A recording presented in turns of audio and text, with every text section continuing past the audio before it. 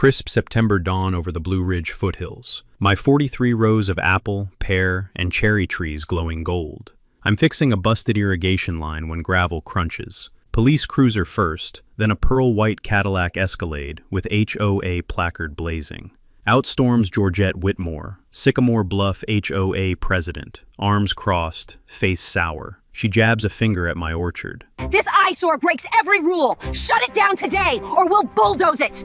Officer, handle this! The cop shifts awkwardly, mumbling about a complaint. I wipe dirt off my hands, sip coffee, and grin. Georgette, before you bulldoze my family's land, check the deed on your HOA clubhouse, the one built on my property. Her face goes ghost white.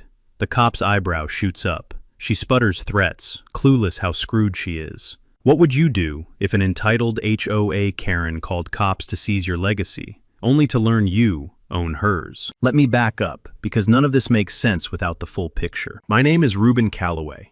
I'm 51 years old, a retired land surveyor, and the third-generation owner of a 17-acre parcel in Harrow County, Virginia, about 40 miles west of Charlottesville. My grandfather, Chester Calloway, bought that land in 1958 for a number that sounds like a rounding error today. He put in fruit trees because he said a man who grows food is a man who can never be fully broken. Grandpa Chester passed in 2001. My father, Walt, kept the orchard going through drought years, through the 2008 crash, through bad harvests. When Walt died in 2019, he left me the property outright. No mortgage, no liens, clear title. I have the deed, the survey plat, and the county tax records framed in my kitchen like some people frame diplomas. I'd spent 28 years as a land surveyor. I know what I own. I know where every iron pin is on my property line. I know which creeks are navigable and which aren't. I know how to read a meets and bounds description the way a musician reads sheet music, fluently, with feeling. So when Sycamore Bluff Estates got developed on the land adjacent to mine about 9 years ago, I paid attention. I watched the bulldozers scrape away the red clay. I watched the McMansions go up. I watched the HOA signs appear, tasteful, hunter green with gold lettering, as if good taste could be declared by committee. The development's first HOA president was a retired insurance executive named Theodore Harkins. Teddy was reasonable. We shook hands. He understood that my orchard predated his HOA by roughly 60 years. We never had a problem. Then Teddy moved to Florida. And Georgette Whitmore ran for HOA president unopposed, because nobody wanted the job, and she, very much, did. Georgette is 63, a former regional manager for a big-box retail chain, and she treats the Sycamore Bluff HOA the way a general treats a small country, as something to be conquered and administered with maximum ceremony. She sends violation notices for weeds that are actually ornamental grasses. She has cited neighbors for flag sizes, for wind chime audibility, for the color of outdoor furniture cushions. She once fined a widower $400 because his mailbox post was leaning 2 degrees off vertical. 2 degrees. I knew all of this. But my orchard is not in her HOA. My land is my land. What could she possibly do to me? Turns out Georgette had been cataloging grievances against my orchard for 18 months before she made her first move. She had photographed my irrigation pump, industrial noise. She had documented the smell of the compost I use, agricultural odor pollution. She had even submitted a formal petition to the county planning office, arguing that my orchard constituted an incompatible land use under a zoning amendment from 1997. The petition was rejected. The county planning director, a methodical woman named Sandra Pruitt, sent Georgette a letter explaining that my land predated the 1997 zoning code, and that agricultural use was grandfathered in perpetuity under Virginia's Right to Farm Act. I only found out about that petition because Sandra called me personally to give me a heads up. But rejected petitions don't stop people like Georgette. They just redirect them. The first thing she did was call the Harrow County Sheriff's non-emergency line and report my irrigation pump as a suspected generator running illegally during a burn ban. There was no burn ban. It was February. The deputy who responded, a young guy named Officer Daniels, 26 years old and clearly embarrassed to be there, spent exactly 4 minutes confirming that the pump was legal, told me to have a good evening, and drove away. That was the opening shot. And I still didn't take it seriously enough. By March, Georgette had figured out that law enforcement wasn't going to be her weapon, so she pivoted to paperwork, the HOA equivalent of carpet bombing. She began filing code complaints with the county directly. Not one or two, a stack of them, all at once, all targeting the same property, mine. Noise ordinance violations, signage violations. I had a hand-painted farm stand sign on my fence, a complaint about the height of my deer fencing, a complaint alleging that runoff from my irrigation was causing erosion on or near HOA common areas. Each complaint required a county inspector to visit, document, and respond. Each one cost me a half day of my time. Every single complaint came back unsubstantiated. But Georgette had discovered something clever. In Harrow County, code complaint records are public, and if you file enough of them against someone, the sheer volume starts to look like a pattern, even when every single one is dismissed. She was building a paper record, not for the county, for a civil lawsuit. I found this out from my neighbor Wendell Oakes, a retired attorney who lived in Sycamore Bluff, but had zero love for Georgette. Wendell knocked on my door one April evening, smelling like bourbon and pipe tobacco, handed me a manila folder, and said, "She's been talking to a real estate attorney in Charlottesville, Reuben. She wants to pursue a private nuisance claim against your orchard." Private nuisance.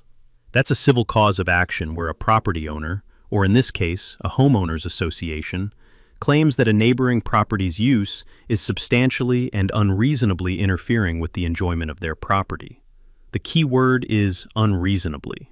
Courts use a balancing test: the character of the neighborhood, the utility of the conduct being challenged, and whether the interference is something a normal person would find genuinely objectionable. Takeaway. In Virginia, a nuisance claim against an agricultural operation that predates the surrounding residential development faces an extremely steep uphill battle, because the Right to Farm Act, Virginia Code Section 3.2-300 et sec, creates a rebuttable presumption that the farm is not a nuisance if it has operated for more than a year before the complainant moved in. In other words, Georgette's neighbors chose to buy houses next to an orchard. The orchard was there first. Legally, that's almost always a dead end, and any competent attorney would have told her so. Either her attorney wasn't competent, or she wasn't listening. Maybe both. My countermove was quiet but deliberate. I called Sandra Pruitt at the county planning office and asked her to formally document, in writing, that my agricultural operation was grandfathered and compliant. Sandra was happy to do it. I had that letter in hand within 2 weeks, a 2-page document on county letterhead, with citations to the specific code sections, the date my grandfather's land use was established, and a clear statement that no future code complaints related to normal orchard operations would result in enforcement action. I laminated it. I put one copy in my safe, one with my attorney, and one in the filing cabinet in my barn, right next to the deed. Then I did something that annoyed Georgette considerably more than she expected. I called the local newspaper, the Harrow County Ledger, a twice-weekly paper with about 4,000 print subscribers and a surprisingly active Facebook page. And I gave them an interview about the history of my orchard. I talked about my grandfather. I brought out old photographs, Chester Calloway standing in front of his first apple trees in 1961, grinning like he'd found gold. The editor, a sharp woman named Patricia Holt, ran it as a Sunday feature under the headline, "Rooted in Harrow, the Calloway Orchard turns 65. 400 people shared it. Georgette's name wasn't in the article, but the timing was obvious to anyone in the community who'd been watching her crusade. Half a dozen Sycamore Bluff residents, people who lived under her HOA rules and didn't love it, called or emailed me to say they were rooting for me. Georgette's response was to escalate, because of course it was. She retained the Charlottesville attorney. He sent me a formal letter asserting that my orchard's commercial activities, specifically the farm stand I ran on weekends, constituted a nuisance under common law and violated a specific provision of the Sycamore Bluff HOA's covenants, conditions, and restrictions, or CC&Rs. I read that last part 3 times. Violated their CC&Rs. My property isn't in their HOA. It has never been in their HOA. Not 1 square inch of my 17 acres is subject to Sycamore Bluff's CC&Rs. Legally, citing their CC&Rs against me was like citing the rules of a private golf club to a man who has never set foot on the course. But here's the thing about attorneys sending threatening letters. The goal isn't always to win in court. Sometimes the goal is to exhaust you financially and emotionally until you quit. I knew that. I'd watched it happen to other landowners over my surveying career. So I did two things. First, I called my own attorney, a real property specialist named Marcus Delgado out of Stanton, Virginia, who once described HOA overreach as America's most reliable source of billable hours. Marcus sent a 5-paragraph response letter that was politely devastating. It cited the Virginia Right to Farm Act, the lack of any HOA authority over my parcel, the county's written compliance confirmation, and closed with a note that any further unsubstantiated legal threats could give rise to a claim for tortious interference. Second, I started reading. Everything. Every piece of paper that had ever touched Sycamore Bluff Estates, the original developer's subdivision plat, the recorded CC&Rs, the HOA's articles of incorporation, the title abstracts on file at the Harrow County Clerk's office. I was a land surveyor for 28 years. Reading old land records is something I do the way other people do crossword puzzles. Automatically, compulsively, a little too fast for comfort. And about 3 hours into that reading, on a Wednesday night in late May, with the window open and the smell of rain coming in off the mountains, I found something. I didn't act on what I found. Not yet. I needed to be absolutely certain. The kind of certain you only get after 3 independent sources agree. So while I was quietly verifying, Georgette kept pushing. She convinced the Sycamore Bluff HOA board to pass a formal resolution declaring my farm stand an incompatible commercial operation within the visual corridor of the community. They sent that resolution to the county with a request for a hearing before the Board of Zoning Appeals. The Board of Zoning Appeals hearing was held on a Thursday evening in June at the County Government Center, a 1970s brick building that smells permanently of stale coffee and carpet cleaner. I was there. Wendell Oakes was there.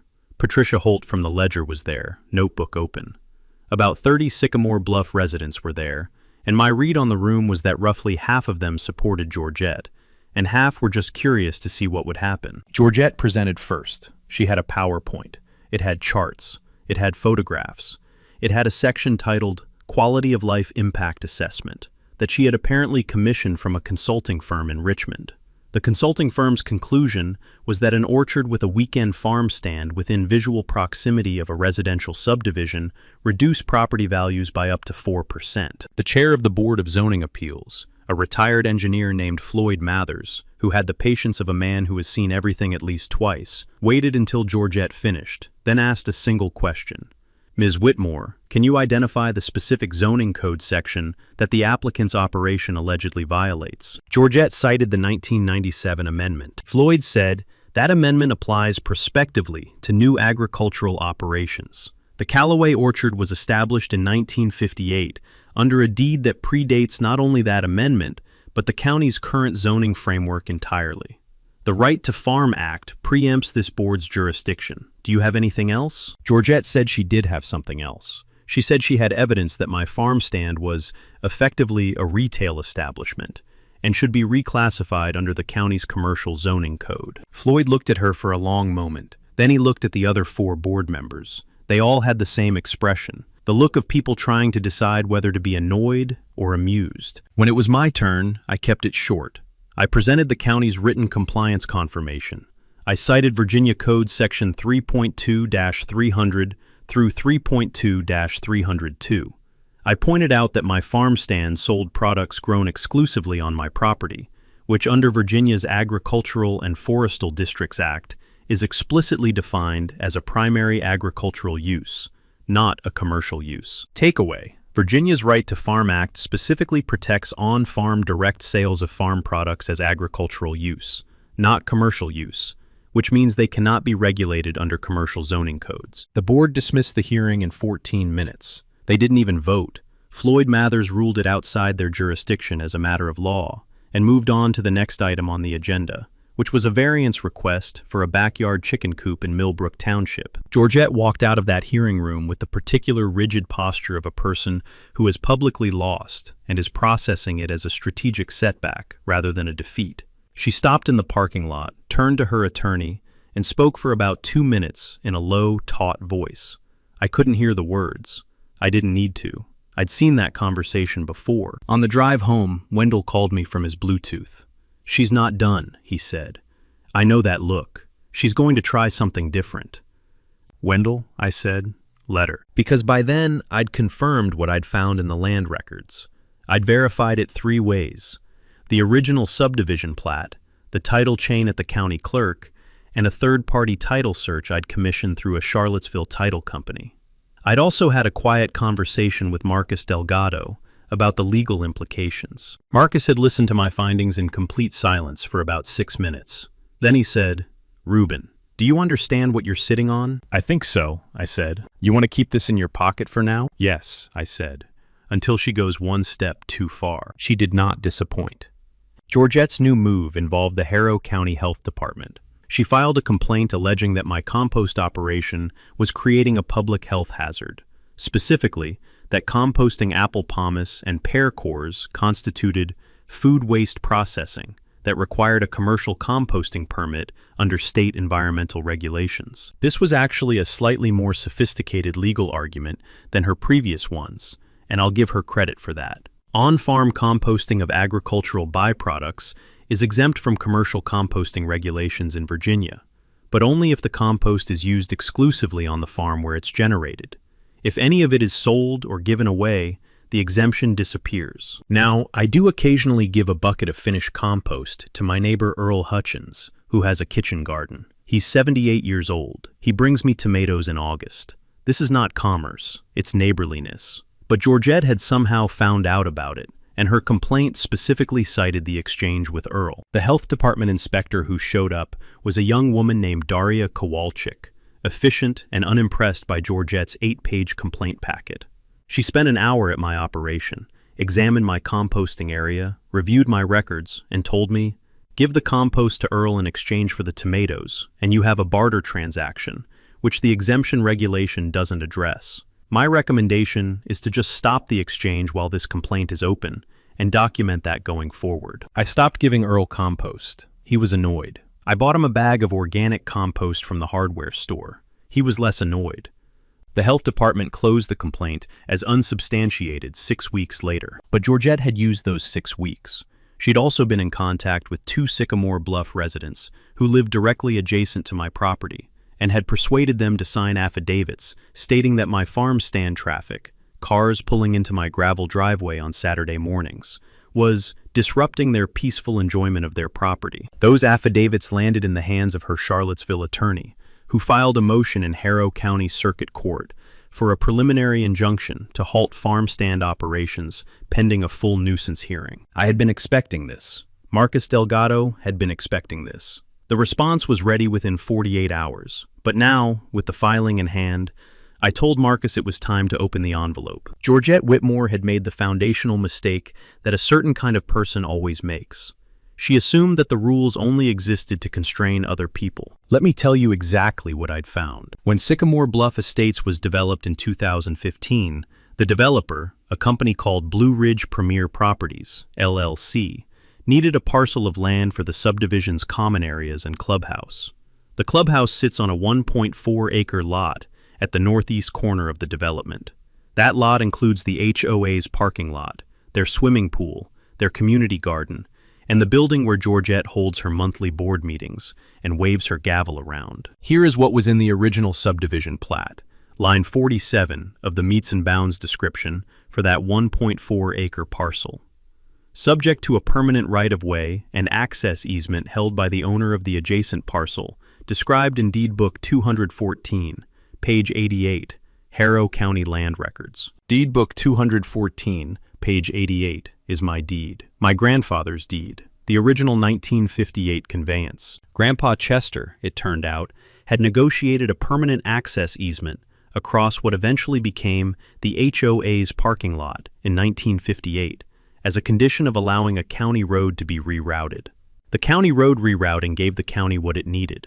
Chester got a permanent, irrevocable easement allowing the owner of his parcel, which is now me, to cross the northeast portion of that 1.4-acre lot at any time for any agricultural purpose. The easement never expired.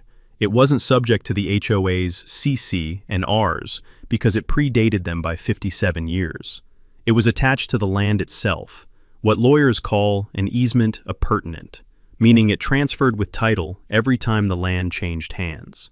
It transferred to my father, it transferred to me. But that's not all. In 2014, when Blue Ridge Premier Properties was assembling the parcels it needed for Sycamore Bluff, it purchased that 1.4-acre lot from the estate of a man named Harold Ferris, who had owned a small machine shop on the property. The purchase price, per the deed stamp, was $312,000. What Blue Ridge Premier's title search had apparently missed, or, more troublingly, failed to disclose, was a lien recorded against that parcel in 2011. Harold Ferris had taken out a $47,000 business loan from a regional bank that had since been acquired and renamed. That loan had been paid down to $31,500 at the time of Harold's death. His estate had been in probate for 2 years, during which time nobody made payments.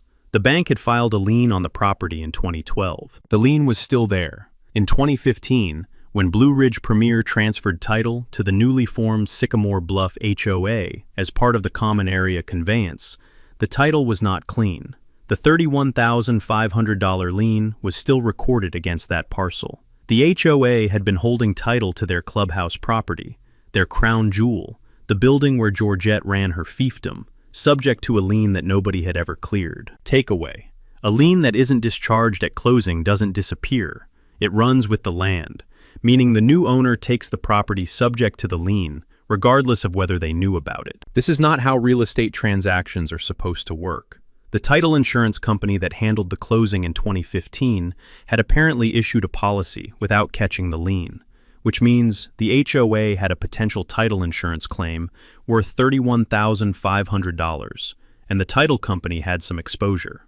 But more immediately relevant, a lien holder with a recorded lien against a property can, in certain circumstances, initiate foreclosure proceedings. The bank that held the lien had changed names twice through acquisitions.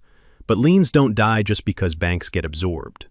I spent 2 evenings tracking down who currently owned that debt obligation, and with the help of a commercial lender contact of Marcus Delgado's, we identified the successor institution, a community bank in Harrisonburg. Marcus contacted the bank. The lien was still on their books. It had been sitting there, forgotten, for 11 years, accruing interest. The total obligation, with interest, was $44,200.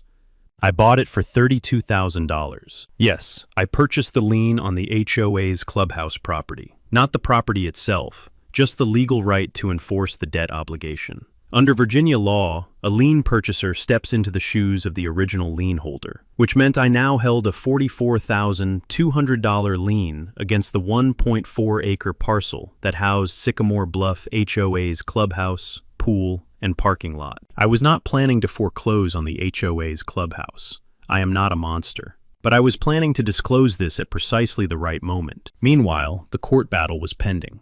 Marcus had filed our response to the injunction motion, which was a masterwork of controlled aggression. He cited the Right to Farm Act, the county's compliance letter, the Board of Zoning Appeals ruling, and then added a counterclaim for abuse of process, arguing that Georgette's pattern of filing bad faith complaints constituted a deliberate campaign to interfere with my lawful agricultural operation. And then, for good measure, Marcus noted, in a single, almost casual paragraph at the end of the counterclaim, that our client had recently acquired a recorded lien interest in certain real property owned by the Sycamore Bluff HOA, and reserved all rights with respect to that interest. The settlement conference was held in Marcus Delgado's office in Staunton, second floor of a Victorian on Beverly Street, that always smells like wood polish and old paper, with a view of the Shenandoah Valley Mountains on clear days. Georgette's attorney, his name was Preston Yarborough, a soft-spoken man in his 50s who had the look of someone who'd been handed a case he didn't entirely believe in, came alone. Georgette had wanted to come. Marcus had specified in writing that the conference was attorney only. She'd pushed back. Marcus had been firm. She'd called me personally to argue about it, which told me she was rattled. I sat in the adjacent conference room with the door cracked. Marcus handled the conversation. The meeting lasted 45 minutes. Yarborough opened by offering to drop the injunction motion in exchange for my agreement to limit farm stand operating hours and install a privacy fence along the common property line. Marcus declined. Yarborough offered to drop the injunction and the nuisance claim entirely if I agreed not to pursue the abuse of process counterclaim. Marcus said we'd need something more. Yarborough asked what we had in mind. Marcus laid it out. First, all legal proceedings against my orchard, including any future complaints or filings arising from the same set of facts, terminated with prejudice. Second, a formal written acknowledgement from the HOA that my operation is compliant and that they have no authority over my property. Third, the lien on the clubhouse parcel. Yarborough went quiet. Then, "You're going to foreclose on a community swimming pool over a farm stand dispute?" Marcus said, "We have no present intention of foreclosing. We have every present intention of retaining that lien interest indefinitely, unless and until we reach a comprehensive resolution. A lien on the HOA's common area property affects their ability to refinance, affects their property insurance, and, if we choose, could complicate their annual budget approval process, since a responsible HOA board would be obligated to disclose a recorded lien to its members." There was a long pause. From my position in the adjacent room, I could hear Yarborough shifting in his chair. "What does resolving the lien look like?" he asked. Marcus said the lien would be discharged in full, meaning the HOA would need to pay the $44,200 principal plus interest, or we would negotiate a structured resolution that also addressed my attorney's fees in defending against 2 years of bad faith actions. Yarborough said he needed to consult his client. The meeting ended. And that's when the story took its final turn, because Yarborough apparently called Georgette and explained, in detail, what a recorded lien against common area property meant for the HOA, including the part where, as HOA president, she had a fiduciary duty to disclose material encumbrances on HOA property to the full membership. She hadn't, which means that within 48 hours of the settlement conference, 18 Sycamore Bluff homeowners knew that their HOA president had spent 2 years in a legal war against their orchard neighbor, had racked up significant legal fees, and had somehow failed to notice that their clubhouse sat subject to a lien that a retired land surveyor down the road had just purchased. The calls and emails I received in those 48 hours were, I'll be honest, extremely satisfying to read. Here's the thing about leverage.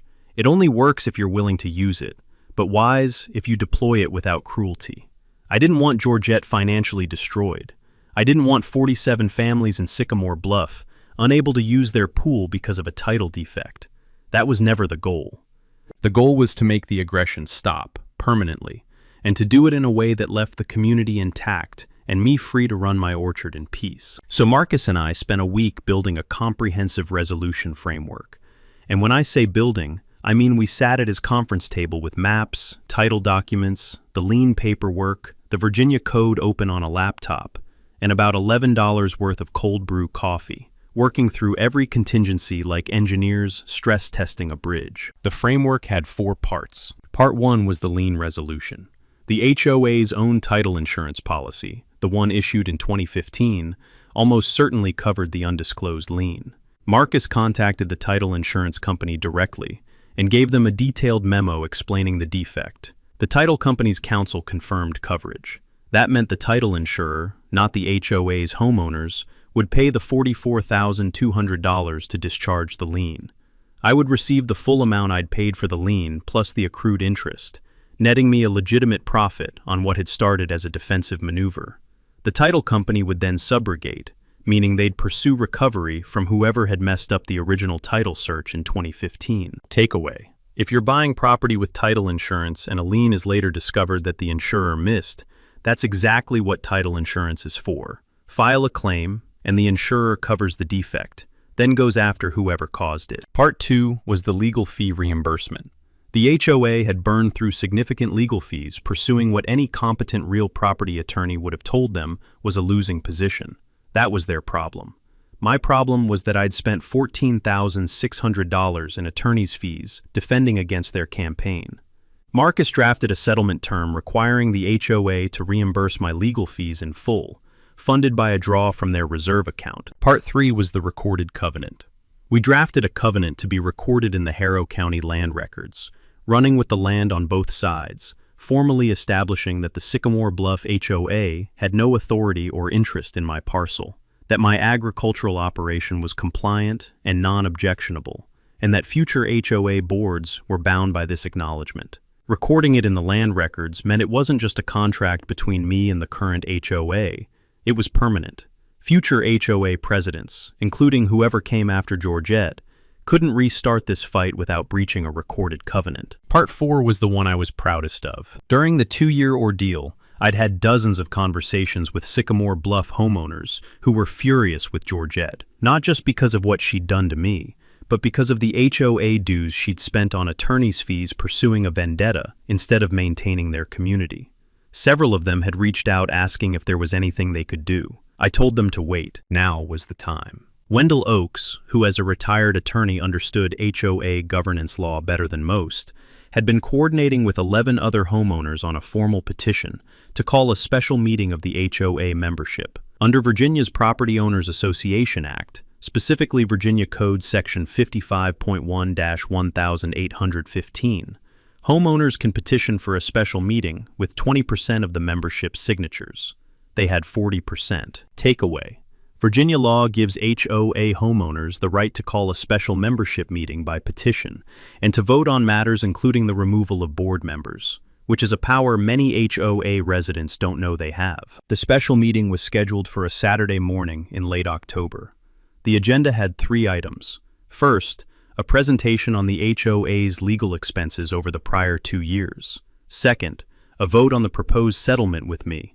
And third, a vote on whether to seek the resignation of the current HOA president. Georgette tried to have the meeting canceled. The property management company that administered the HOA's records told her it couldn't be canceled. State law required it to proceed. She tried to have Wendell removed from the Homeowners Association email list.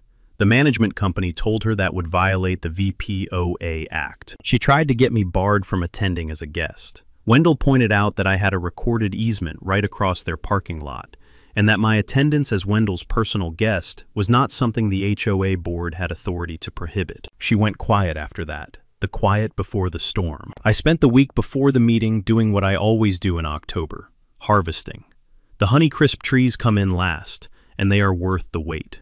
That Tuesday morning, picking apples in the cold blue air of an Appalachian autumn, the fog still sitting in the valley below, the smell of ripe fruit almost sugary in the chill, I felt for the first time in 2 years like everything was going to be fine. Georgette didn't give up without one final offensive. That's the thing about people who operate through institutional power.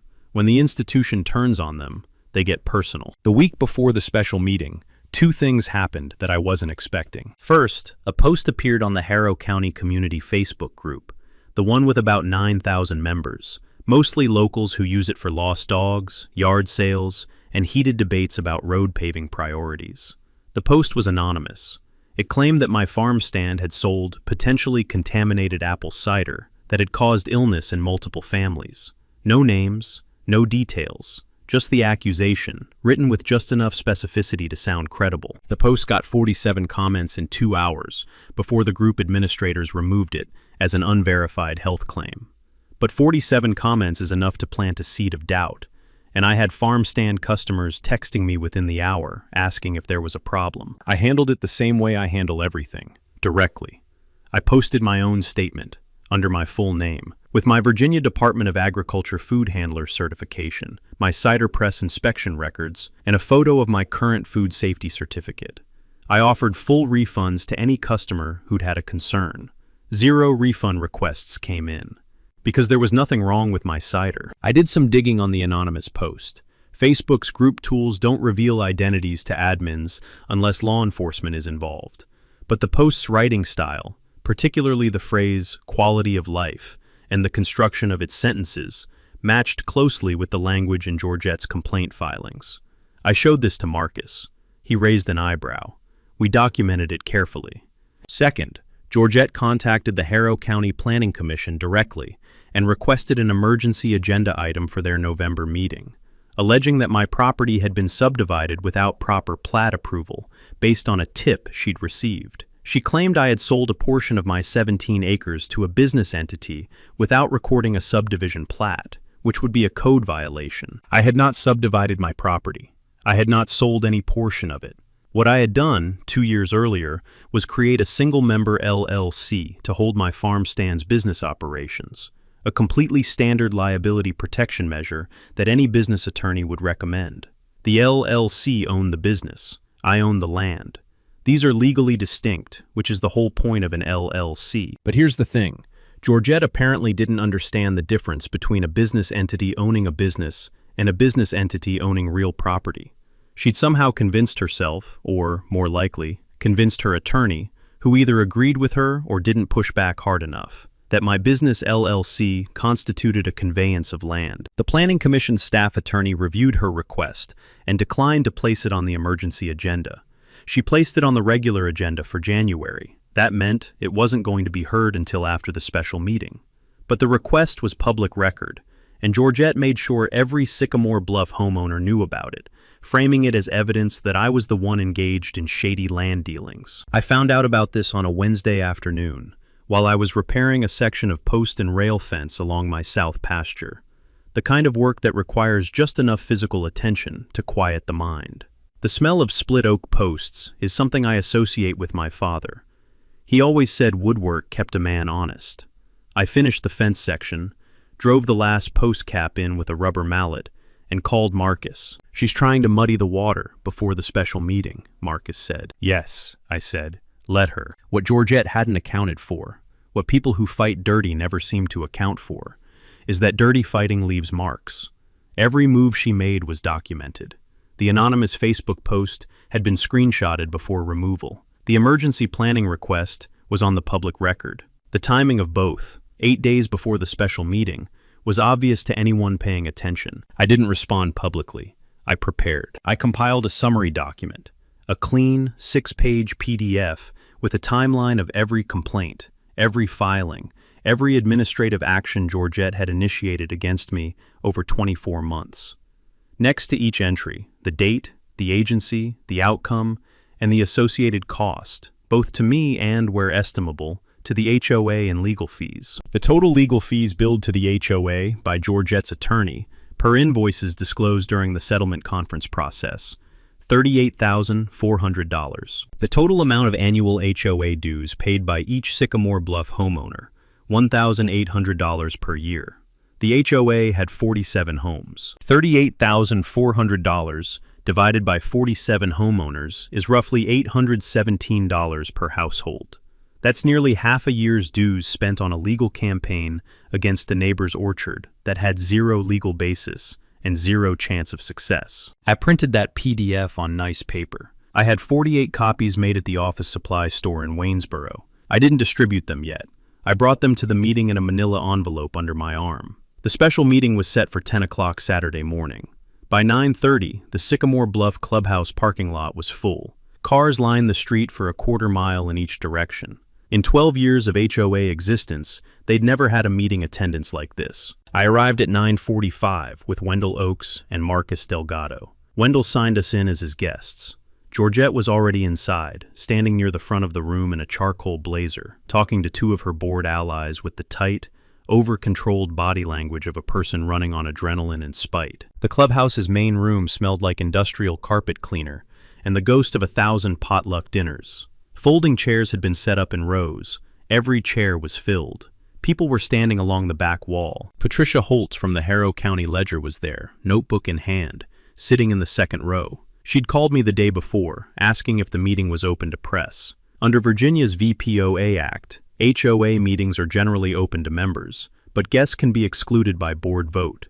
Georgette had, in fact, attempted to exclude press.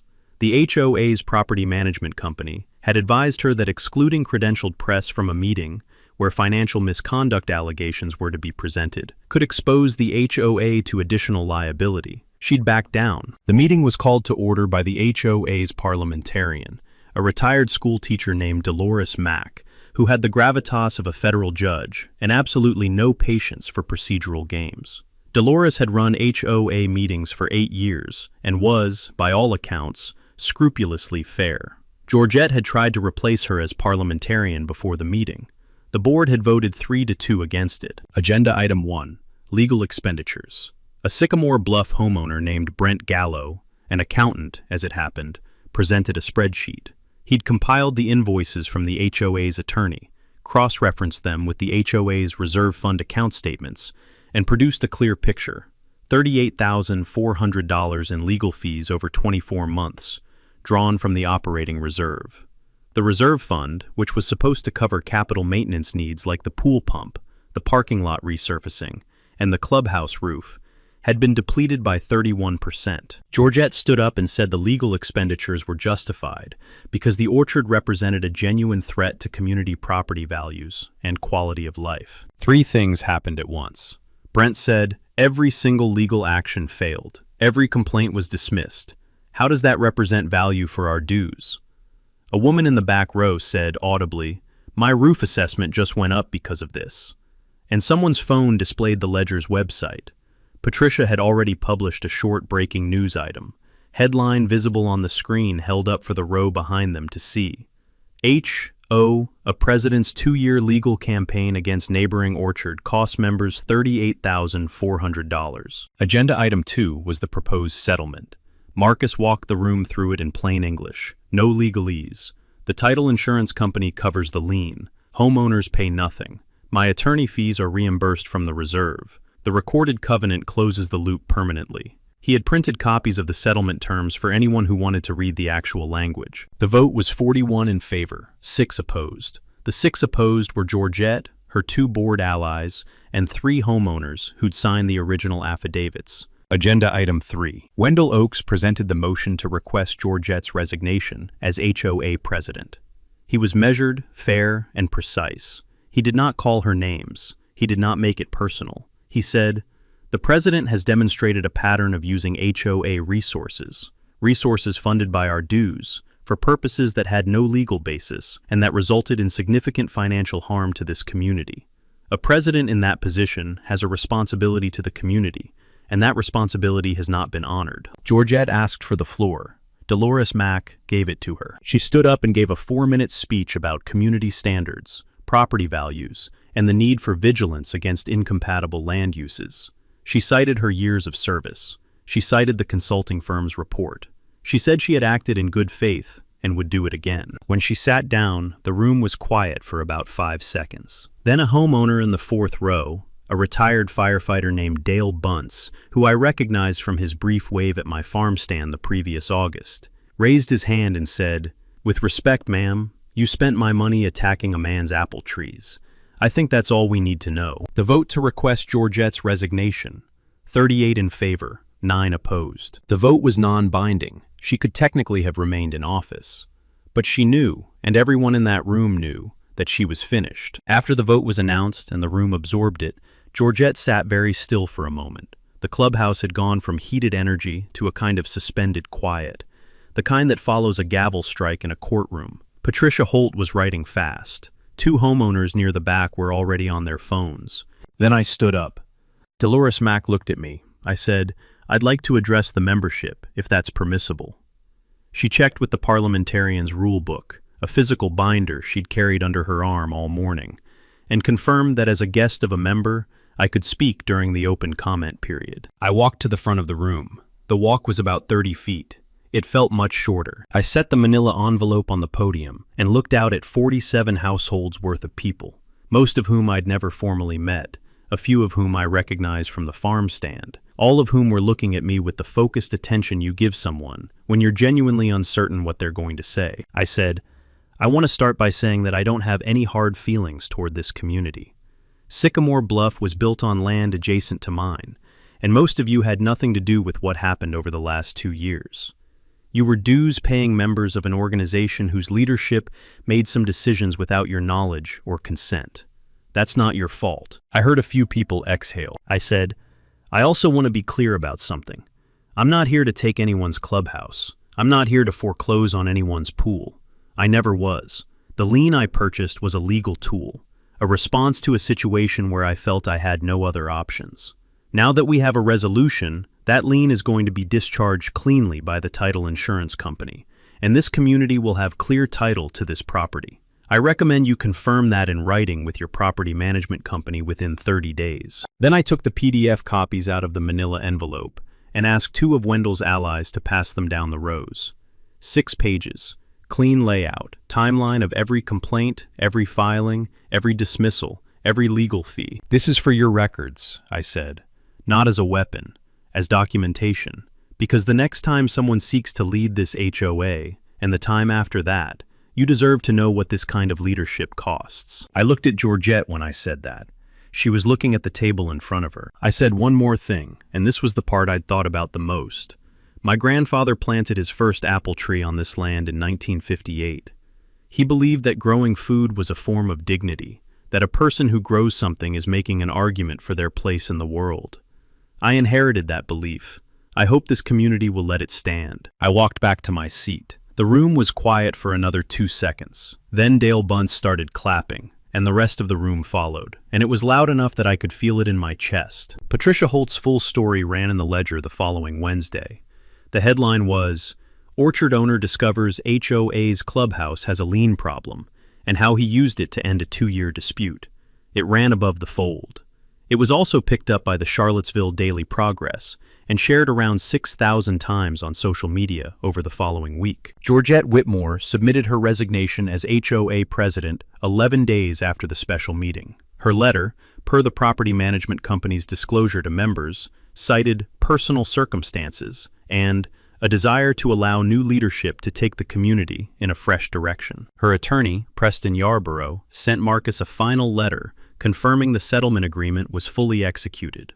His tone, Marcus told me, was that of a man who was genuinely glad to be done with the case. The title insurance payout cleared in 6 weeks.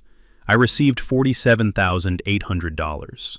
My $32,000 purchase price, plus the accrued interest and a small additional payment under the settlement terms covering my legal fees. I want to be clear about the money, because I know what you're thinking. I didn't do this for the money, but I'm not going to pretend that recovering $14,600 in legal fees and making a legitimate return on a defensive investment felt bad. It felt exactly as good as it should. The mic drop moment, if you want to call it that, wasn't the vote. It wasn't even the speech. It was later that afternoon, after the meeting, when I was walking back to my truck through the Sycamore Bluff parking lot, the 1.4-acre parcel that my grandfather's 1958 easement crosses, and I realized I'd been walking across this ground my whole life. My grandfather walked it before I was born, and no HOA resolution, no matter how many PowerPoints it had, was ever going to change that. That's the thing about land. It has a longer memory than any of us. It's been 8 months now, and the orchard has never looked better. The new HOA president is a soft-spoken civil engineer named Bernard Cho, who ran on a platform of fiduciary responsibility and minding our own business. He won 42-5. His first act as president was to hire a proper HOA attorney to conduct a full title review of all common area parcels, something that, remarkably, had never been done. 2 additional minor title defects were found and corrected through the title insurance policy. No drama, just competent administration. Wendell Oakes joined the HOA board as treasurer. He has been an exceptional treasurer. He sends me updates occasionally. The reserve fund is recovering. My farm stand, the eyesore, the nuisance, the source of all that community disruption, has had its best year on record. I added a Saturday morning pick-your-own program in September that drew families from as far as Charlottesville and Staunton. Cars lined up on the county road. The cider press ran from 7 in the morning until we ran out of apples. The smell of fresh pressed cider on a cold mountain morning is one of the best smells in the world, and I'm going to put that on the record. Earl Hutchins got his compost back. He brought me 6 pounds of heirloom tomatoes in August. We're even. The financial settlement gave me the ability to do something I'd been thinking about for a long time. I worked with the Harrow County Community Foundation to establish the Chester Callaway Agricultural Scholarship, a $1,500 annual scholarship for a Harrow County high school senior pursuing studies in agriculture, horticulture, environmental science, or land management. The first recipient was a 17-year-old named Jade Okafor from the Western District, who wants to study sustainable agriculture at Virginia Tech. I met her at the county fair in October. She had strong handshake and 3 questions about orchard drainage systems. She's going to be extraordinary. Additionally, I donated a 1/4-acre strip along my north fence line, with a conservation easement, to the Harrow Land Trust, permanently protecting that corridor from development and providing a native habitat buffer for the watershed. The easement was recorded in December. It's now permanent, just like my grandfather's access easement, just like the rights I fought to keep. I also started hosting what I'm calling the Callaway Orchard Heritage Festival. 1 weekend each October, free admission, with demonstrations of traditional apple pressing, grafting, and orchard management. Last year we had 200 people show up. A dozen Sycamore Bluff homeowners came. Dale Bunce brought his grandkids. Bernard Cho stayed for 3 hours and helped sort apples. Georgette Whitmore listed her Sycamore Bluff home in January. I don't know where she moved. I wish her no specific ill. Here's what I want you to take away from this. Beyond the satisfaction of watching petty authority face consequences. And yes, that satisfaction is valid. Enjoy it. Know what you own. Read your deed. Read the title history. If you own property, request a copy of the recorded plat from your county clerk's office. For most people, it's a $5 fee and takes about 20 minutes. You may find rights you didn't know you had. You may find encumbrances on neighboring properties that affect you. Land records are public. They're free or nearly free to access. A retired land surveyor can tell you that the information you need to protect yourself is almost certainly already in the public record. You just have to look. Know your state's Right to Farm Act. If you're in agriculture, even small-scale agriculture, your state almost certainly has one. In Virginia, it's Title 3.2 of the Code. Other states have equivalent protections. Print it. Keep it. Know what it says. Know your HOA rights. If you're a homeowner in an HOA, look up your state's Property Owners Association Act, or equivalent. You have rights to meeting minutes, financial records, and the ability to call a special meeting by petition. Most HOA members don't know this. Georgette was counting on that ignorance. Don't give anyone that advantage. Grandpa Chester planted apple trees because he believed a man who grows food can't be broken. I believe he was right. And I believe the same thing about knowledge. The kind of knowledge that's sitting in a county clerk's office right now, available to anyone willing to drive over and ask for it. Don't let anyone tell you the ground you're standing on isn't worth fighting for.